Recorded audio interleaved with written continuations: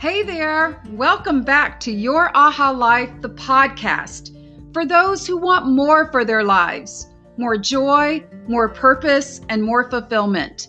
I'm your host, Tonya Harris Cornelius. In each episode, I will bring you stories of insight and inspiration to help you craft the life you dream of living, your Aha Life. And after listening to today's episode, follow me over to my private Facebook group, the AHA Community, and on Instagram at tonya.yourahalife, and we'll continue the conversation. Now let's get started. There it is. Yeah, there it is. So good morning. This is Tonya, and I'm back with Your AHA Life, and I have Carl Honoré with me. I'm so excited for this conversation because this is actually a part of my own personal journey into living life more slowly and intentionally. And I am just excited to have you, Carl, join me this morning to talk about the slow movement. I'm excited to be here. Thanks for having me on. Oh yeah, thank you. So I'm going to read a little bit from your bio, and then we're going to jump right in. So Carl Honoré is an award-winning writer, broadcaster, journalist, and a voice of the global slow movement. I read something that says you're the slow movement guru. Carl's books have been published in 35 languages and landed on bestseller lists around the world. His two main stage TED Talks have racked up millions of views. Carl fronted a series of BBC Radio 4 called The Slow Coach. That's exciting. In which he's helped frazzled, overscheduled people to slow down. He also presented television show called Frantic Family Rescue on Australia's ABC One. So yes, this is a global movement.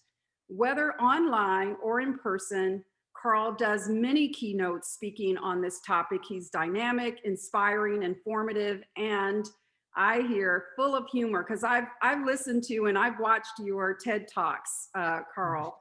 His audiences range from business leaders, entrepreneurs, and sales professionals to teachers, academics, and medical practitioners. And he also presents in Spanish, French, and Portuguese. And I think this is so awesome. And I wanted to read that part of the bio because the slow movement is global. And it isn't relegated to a certain profession or a certain part of the world. Although I think Europe might have, they may be ahead of most of us in that. But it is a global movement, and we're going to jump right in and have some conversations around what the slow movement is. Before I do that, Carl, is there anything else that you'd like to share? No, I think that's a very flattering and full setup. Okay. I hope I can only aspire to live up to my bio. No, I mean, before I hit record, just for the audience sake, I told Carl I feel a bit like I'm stargazing. And I came into this movement because I wrote a blog article earlier in 2020, and it really sparked me. I had never heard of the slow movement before. And when I was doing the research for that article, I found more about it. And that's how I got to know more about you, Carl. And so such a pleasure to have you here. So why don't we get started with, the starting question. What is the slow movement and how did you get started with this? Well, I'll flip that around and start by saying what the slow movement is not, right? Because we live in a society marinated in speed where the virus of hurry has infected every corner of our lives. And because of that, there's a very deep and abiding taboo against the very idea of slow. Slow is synonymous with lazy, stupid, boring, unproductive, roadkill. And I think what that does is it means that even when we yearn to slow down, even when we are desperate to put on the brakes, that we don't do it because we feel ashamed, we feel guilty, we feel afraid, we feel FOMO. We can't bring ourselves to go down that road and open the door marked slow. And part of that taboo means that when anyone suggests even remotely putting on the brakes, we think disaster, catastrophe, cataclysm, right? We think everything has to be slow. You've got to move in slow motion. You've got, and that's absurd, right? I'm not an extremist, and I'm definitely not a fundamentalist of slowness. I love speed, right? Faster is often better. We all know that. I'm sitting on my sofa in London, one of the fastest, most dynamic cities in the world. I love London. I don't want to live anywhere else right now. So fast is good. We know that. But the idea of slow is doing things at the right speed, right? So sometimes fast, sometimes slow it down. It's what musicians call the tempo giusto, right? Each Yes. moment has its correct tempo, the right cadence, the right rhythm, giving things the time and attention they deserve. Slow is a mindset. It's quality over quantity. You use the word intentional in your introduction. Yes. It's like being mindful, being present, doing one thing at a time. Do you remember those days when it's Yeah.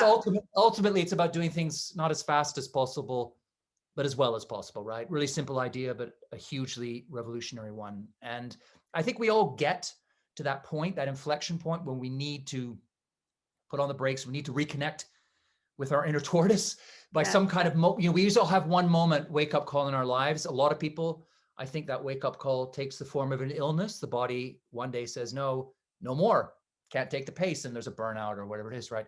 You asked me how I got into it. Yes. I could have hit a burnout.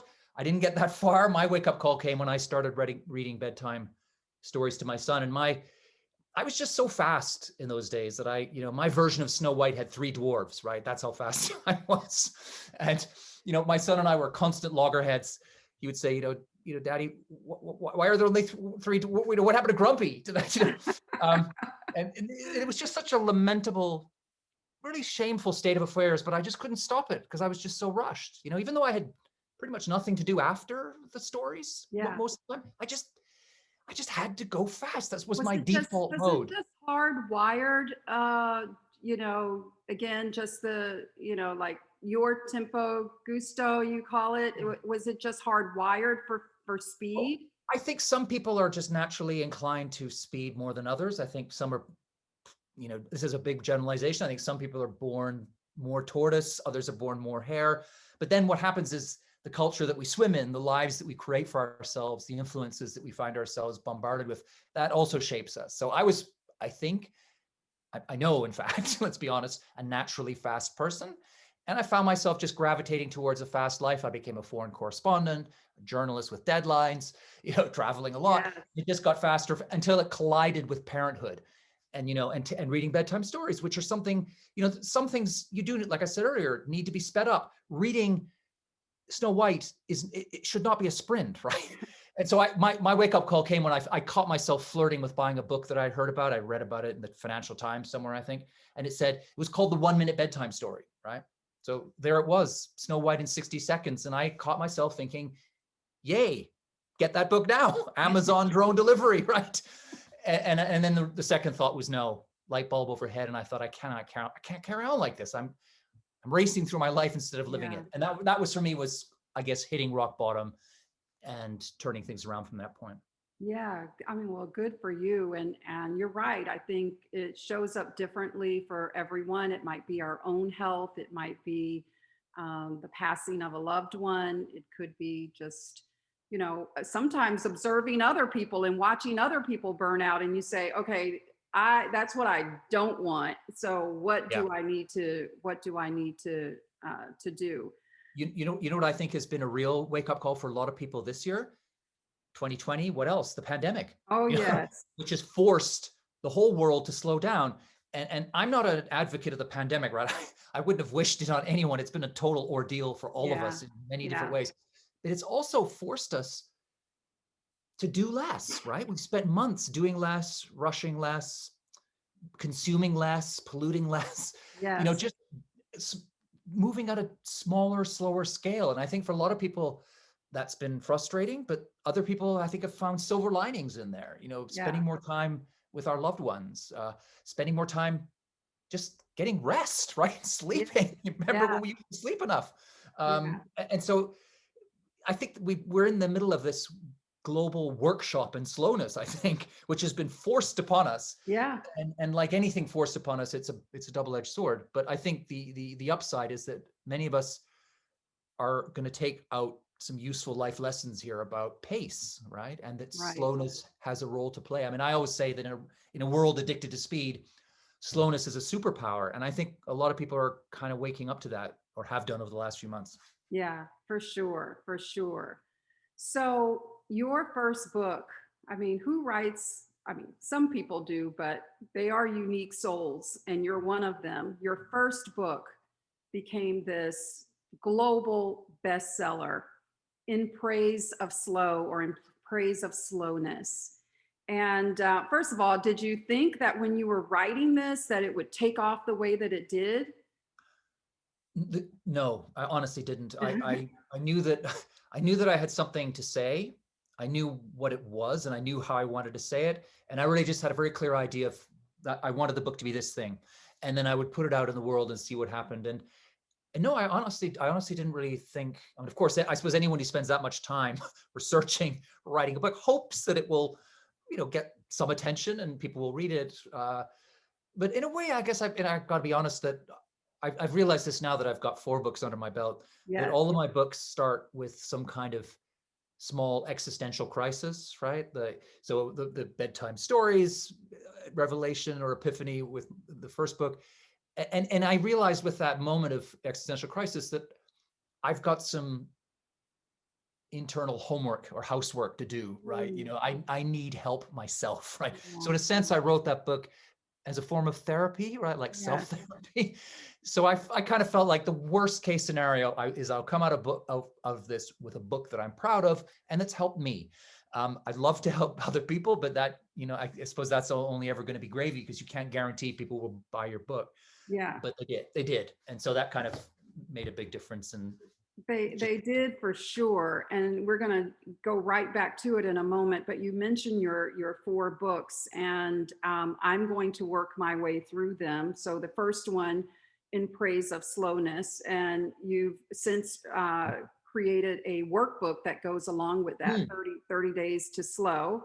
The that's slow, brand new. That's yeah, actually, brand that's new. I like can't 2 weeks wait. ago I launched that. Yeah, Oh my that's what. gosh, I didn't know it was that new. Yeah. Yeah, no, it's my pandemic baby. I've been wanting to do that workbook, wanting to do that workbook for years, and then suddenly, of course, the pandemic. Suddenly, I can't travel. I can't go give talks around the world. So I'm sitting at home, and I think, well, why don't I just do that workbook, which I've always wanted to do? So I'm it's so literally glad. gone out the door, a couple of weeks ago. So it's I'm exciting. so glad that you did, because certainly as I'm reading your first book, I think to myself, I'm jotting down, in my book journal, just questions that I have and thoughts that I have, and how do I internalize this and make this, real. So I can't wait to get the workbook.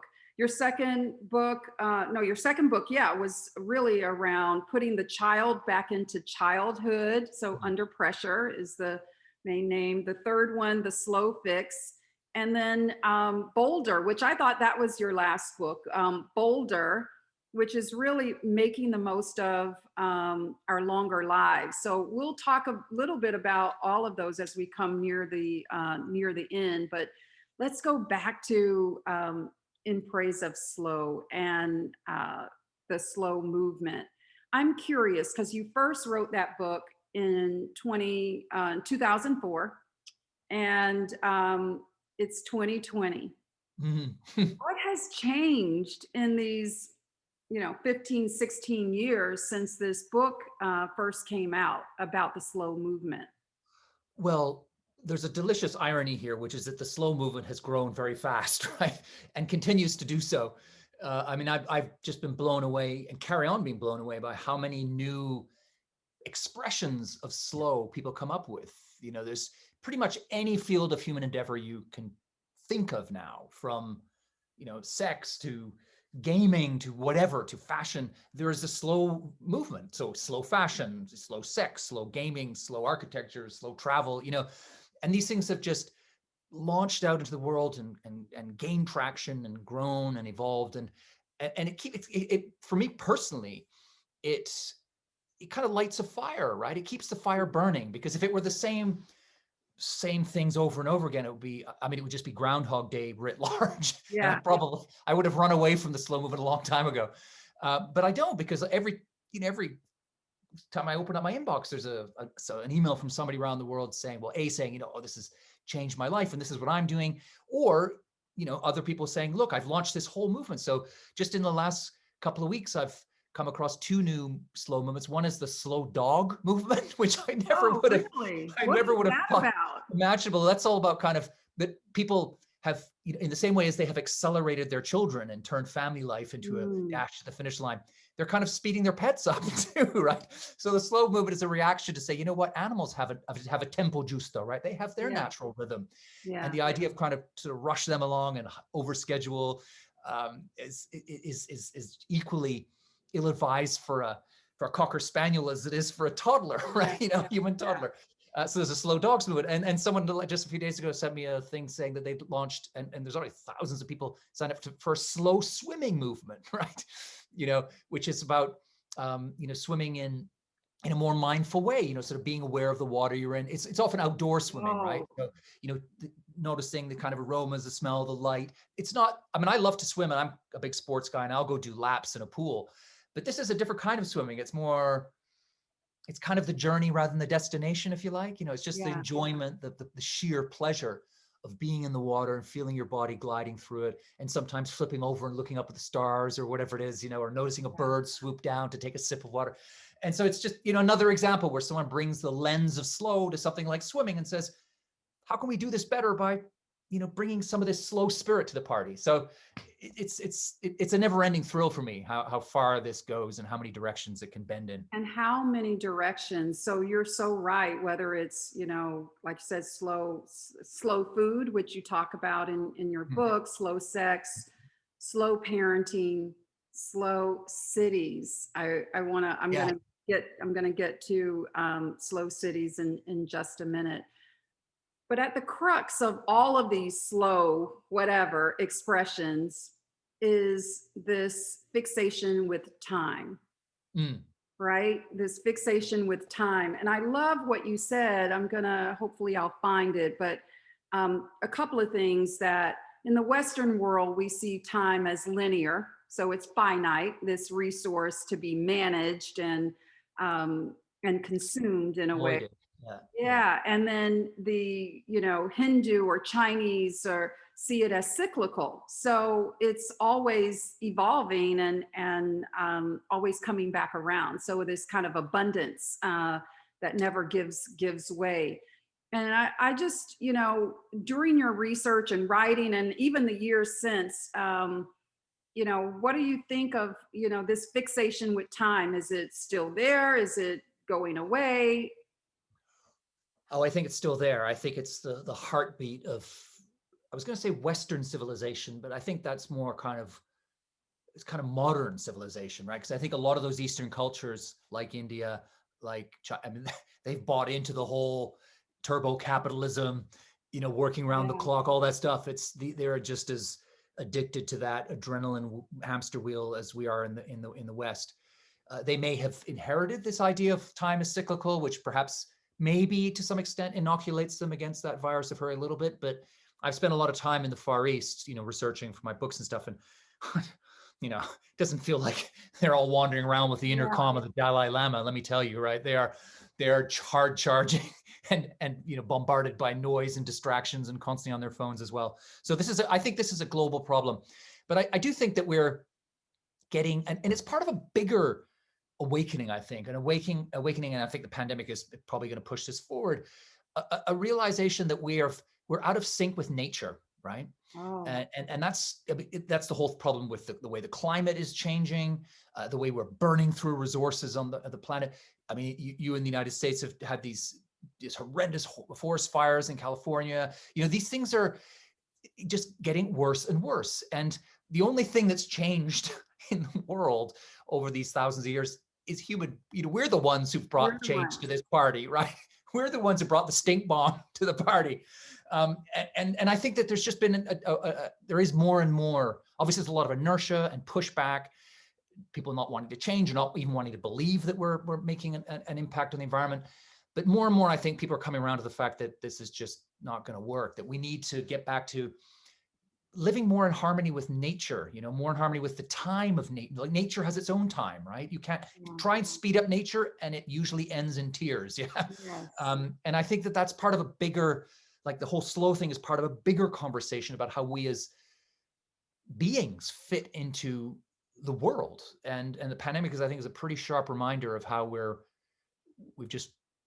out of symphony with Yeah. the natural environment, and time is a big part of that. So I think that you've seen, especially with younger generations coming forward with a very different view of even how they use time, right? If you go to HR departments around the world, they'll say that the generation of kids coming into the workforce now have a different view. They're looking at the kind of 50, 40, 50, 60 somethings in the workplace and saying, you know what, I don't really want that, right? Not that. Yeah. I Not don't want to that. sacrifice my soul, my health, my dreams, my body on the altar of what? An 80-hour week and a big pension pot?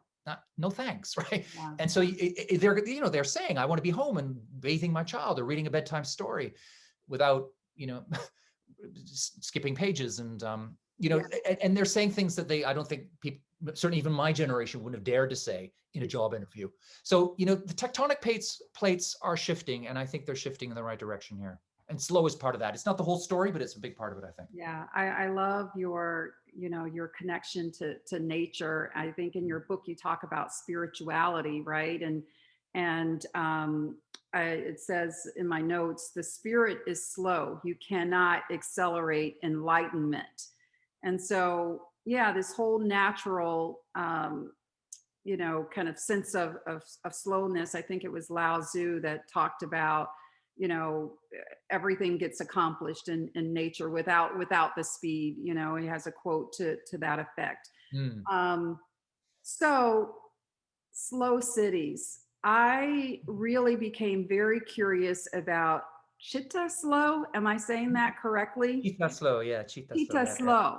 yeah. And what can you tell me? So if you share with the audience about this city and the agreements that they kind of made, and just where they were when you wrote the book and first talked about them, and where is Cheetah Slow today? Yeah. Well, Cheetah Slow is a international organization of small towns or cities, right? The maximum population is 50,000, right? And so what they do is to become an official slow city or Cheetah Slow, you have to make, I think it's between 50 and 60 modifications to the way you run your town. And essentially it's just putting people before profit, the environment before the bottom line. It's just kind of quality of life. It's just bringing all of that slow stuff. So it's encouraging people to live fully, to connect with each other, to just to be human, right? Because this is what speed does. It dehumanizes us. Slowness rehumanizes us. And Cheetah Slow is all about rehumanizing the city and the urban experience. So when I first started writing about it, I mean, it goes back to the 90s, right? So I guess when I first went, there weren't that many around the world. There was the beginning of a network. It was started in Italy, as you can guess from the Italian word città, right? Which is city in Italian. But now there are 200 more, I think, Cheetah Slow around the world, including some in the United States. And so they've spread out around the world with this very particular formula for how to be a slow city. I think that what they do is great work, but I think that it's, they're part of a bigger ecosystem of change. And so, and not least because not everybody lives in a city of 50,000 people and under, right? So it wouldn't make sense for those ideas to be confined to those smaller towns. So what you're seeing is some of the ideas from Cheetah Slow percolating out into urban planning and thinking on larger scale. And one of the things you've seen a lot started in Europe, I think particularly, but I think you see it in American cities too now, is these networks for public bicycles, right? So you can just rent a bike, pay a couple of bucks, ride the bike for a couple of hours, drop it off again. And I live in London, as I said earlier, and we were one of the earlier cities to adopt that. And it made and makes a big difference to just the tenor, the kind of vibe in the city, right? Just to have so many people on bikes, it just forces motorists to be more aware. A lot of our local speed limits have been taken down from 30 miles an hour to 20 miles an hour. And it just is generally saying, look, let's just dial things down here and we'll all thrive. We'll all be happier and healthier if we do so. And these are, and again, I'm talking from one of the fastest cities on earth, which Yeah. is embracing that. And again, the pandemic's playing its part, because during the pandemic, people moved much more towards cycling. So we've got many more. I think they've added in Europe alone, I think it's 1,000 miles of bicycle lanes have been added permanently to cities of all Wow. sizes Right. across the continent. So these things make a big difference to how we move through the urban landscape and how we interact with each other and how we feel about ourselves when we open the front door and go out into the world, right? Yeah. Yeah. I went to Copenhagen Oh, great. last, well, I went to Iceland and then Copenhagen the day after Christmas last year, 2019, and stayed through the early days of January in this year. And you talk about a city where bikes are everywhere in Copenhagen, but it's not just, I think the bikes are kind of symbolic of the culture as well, because they have this word hygge, Yeah. that is really all about coziness, and Yeah. it's something that actually drew me to, and why I even desired to take the trip. And I wanted to see this culture in action instead of just reading about it in a book. And I saw that people, they sit for hours and eat dinner together at restaurants and talk, and candles are everywhere, and they walk almost everywhere. So I imagine that, like you said, there are little things that cities can do that start to decelerate this fixation on speed Mhm. and being fast. Yeah, exactly. And once you start, I think you establish a virtuous circle, because people taste a bit of good slow and think, that's actually pretty good. Right? And then they want a bit more and they want a bit more. And it just begins to filter into everything they do. And I think Copenhagen's a very good example of a city that Yeah.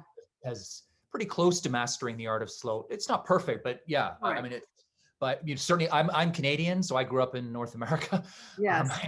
the cities of Europe, many of them, Copenhagen, part of that band, miles ahead of our towns, Miles ahead. you Yes.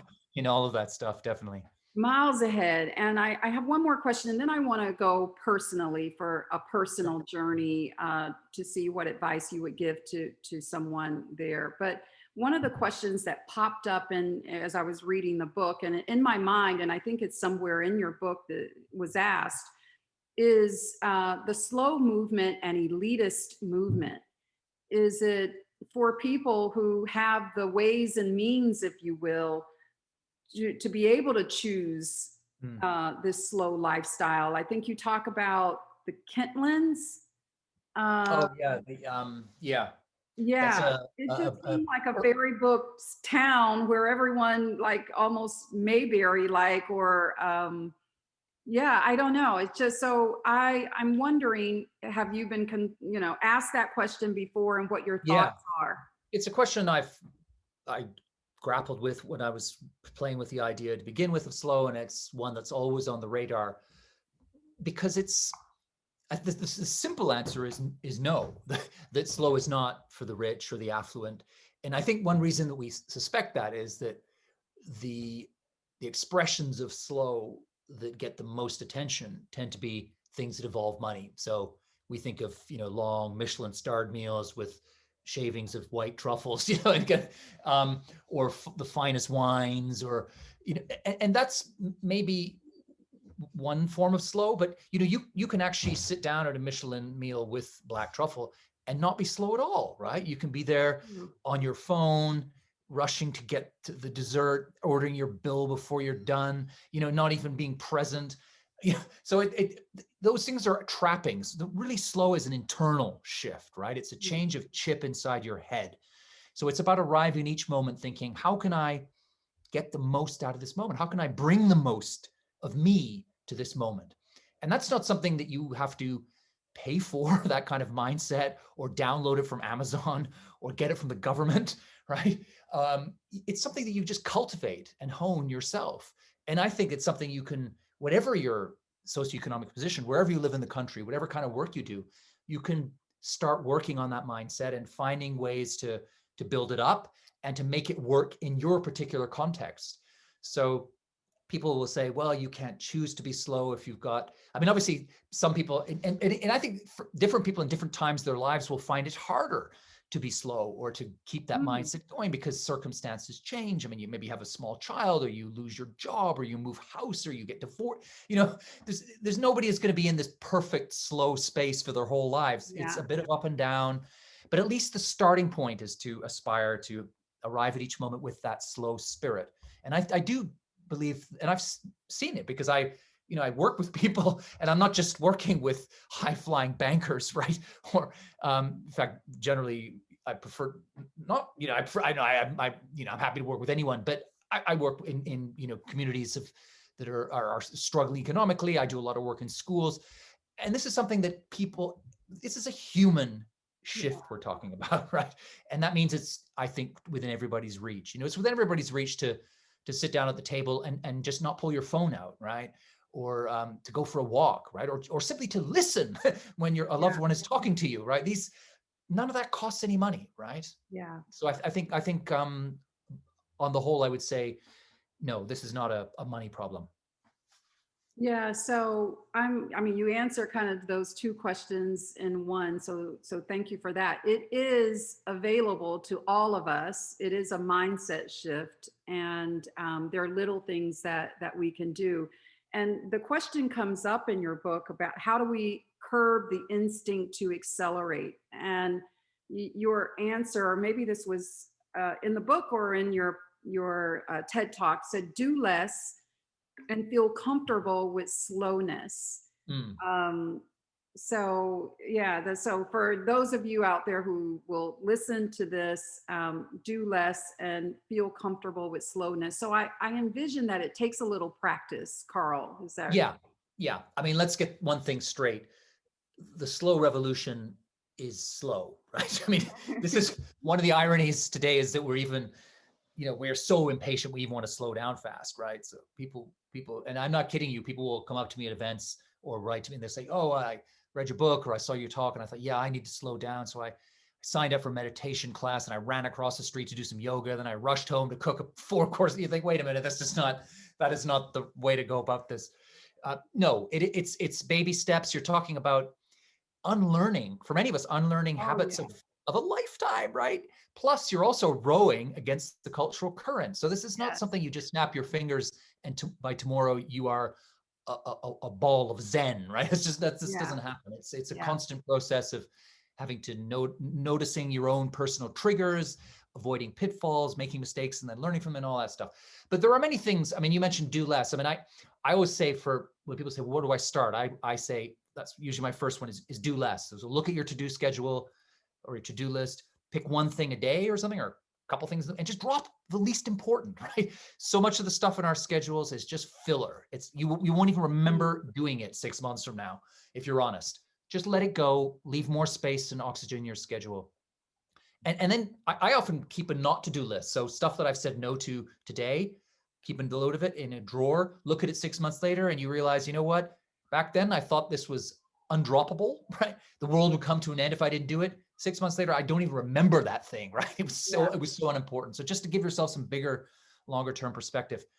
A second suggestion I always make, and we haven't really touched on it much, is technology, right? The phone. Yes. Use the off button, right? My two favorite words are airplane mode, right? Just, or I keep my notifications switched off, right? I never miss a deadline. I don't miss important calls, right? I'm punctual, but I choose when to look in my inbox rather than just being completely exposed to this barrage of electronic interruptions on other people's time, right? So find out the ways that are going to work for you personally to switch off completely and then switch on again when you need to, right? And a third thing I always suggest to people is to incorporate some kind of, what could we call it, like a slow ritual or some activity that just, again, I use that phrase of the moment, like it vaccinates you against the virus of hurry.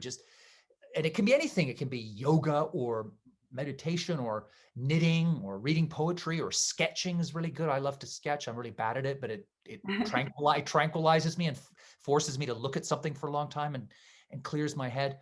And just build that into your schedule. Maybe 10 minutes here, 10 minutes there of that activity, and just have that. And you'll have that 10-minute oasis of slow, and then it will start to filter out and seep into the rest of your day. And you'll start to realize that you can carry that slow mindset from the slow moment into the faster moment. So when things are moving around you at 100 miles an hour, you stay calm, still, and focused and in control on the inside. You're in the zone, like athletes say. Yeah. Yeah. So this has been wonderful. There's still so many questions that I have, but I don't have to get it all done in one fell swoop. That's a good slow lesson right there. Yeah. Yeah. That's so true. I mean, yesterday after my meditation, I was writing my to-do list, and then I said, I will lord over my to-do list. It will not lord over me. That was my declaration yesterday. So I'm definitely on this journey. So glad to have become acquainted with you. So this podcast is entitled Your Aha Life. And it's was originally my perception. I am a human resources executive. I work in the development space. I work at ESPN. So you said that you are a sports person. So I work for this sports media organization in my day job. But this is Your Aha Life is my personal mission and passion. And it really, working with people who are generally high achieving people who they want more for their lives, but they want, the more that they want is more joy and more purpose and more fulfillment. They want a sense of inner peace and balance to their lives. And they still want to be successful in all those other ways, but they know that there's a different way to do it. And so that's what Your Aha Life, that's what gave birth to Your Aha Life, this podcast. So I want to ask you, what does your aha life, when you hear it, what does it mean to you? And how are you living your aha life, Carl? To me, it means, I guess in a sense, I'll be reprising a little bit what I said earlier. To me, it means living every moment like you mean it. I think that would be it in a few words. Just that sense of being there fully lit up in the moment, all of your senses firing, just that. Yeah, I feel like, I guess when I think back to my life, because I feel like I've had a very clear before and after, right? In my before, when I was road runner, fast, every moment a race against the clock, I feel like looking back now, I'm aware now that my life was almost like it was a black and white movie. And now that I've slowed down and I'm living every moment like I mean it, my life feels much more like a movie in Technicolor with surround sound, 4K Dolby, right? And I am just switched on, right? Yeah. At all moments. And I think that's how I would define it, I think. Nice. That's beautiful. Living every moment like you mean it, like showing up fully and being present. So thank you so much. Before I let you go, how can people follow you and get to know more about this slow movement and all the other things that you're doing? That's very easy. I've got a one-stop shop website address, which is Carl Honoré, just my name all together, carlhonoré.info. carlhonoré.info, and all my links are there for the new workbook, the talks I've given. I've got digital courses, all my book, so everything much more than you'd ever want to know about me is on that page, right? So that's a good starting point, a good jumping off staging point. It's so great. And so thank you so much for our time today. Again, there are so many more questions to follow, but I think we got it. And so, yeah, the first book, In Praise of Slow, 30 days, and now the workbook that goes along with it, the birth given during this pandemic, 30 Days to Slow workbook. So more to come. Thank you so much, Carl, for being with me today. Thank you. I've enjoyed it from start to finish. Thank you very much, Tonya. Yeah, thank you.